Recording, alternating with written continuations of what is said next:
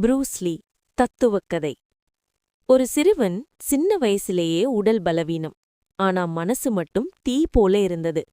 அவன் பெயர் ப்ரூஸ்லி. சண்டைக்கலைகளில் ஆர்வம் அதிகம். நான் உலகத்துக்கு என்னால முடியும்னு காட்டணும். அதுதான் அவன் கனவு. பலர் அவனை நம்பல. இவன் சின்னவன், மெலிந்தவன்னு சொன்னாங்க.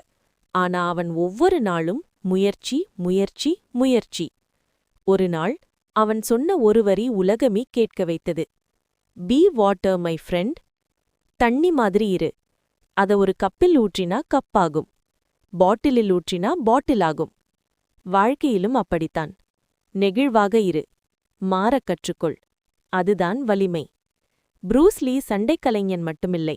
ஒரு சிந்தனை, ஒரு தைரியம். தத்துவம்.